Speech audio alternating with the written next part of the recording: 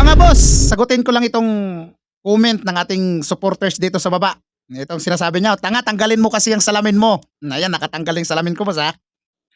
Para makita ko raw kung anong nagawa ni BBM. Sige, sabihin natin, ano ba talaga ang nagawa ni BBM? Ha? Ano ba talaga nagawa? Yung pinagmamalaki niyang flood control? Ha? Na sinasabi niya, nandyan yung flood control. Na-overwhelm lang.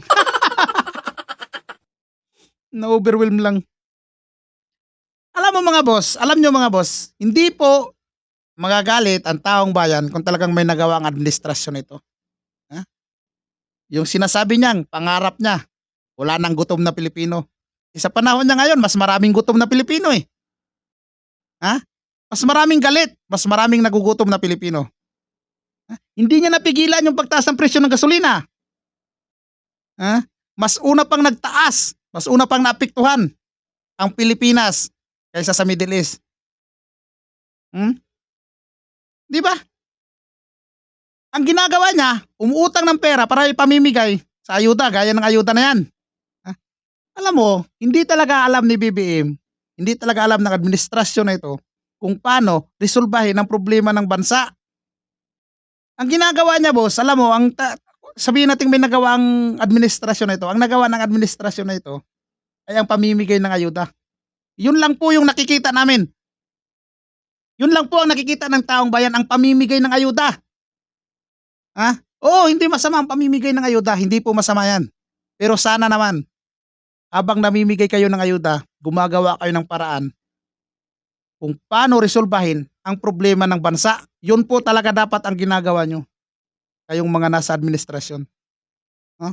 Kasi hindi po habang buhay yung ayuda na yan. Namigay kayo ng 10 kilo, namigay kayo ng 2,000. Saan ba aabot yan? Ha? Sa isang pamilya. Kung maganda sana, pababain niyo yung presyo ng gasolina, pababain niyo yung presyo ng bilihin, para naman lahat makinabang.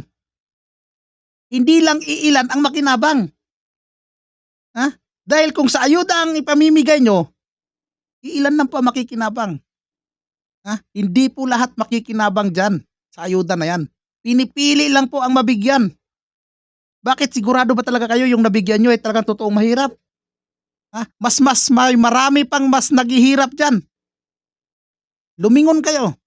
Pumunta kayo sa sulok-sulok dyan sa bansang Pilipinas, mas maraming naghihirap dyan. Ha?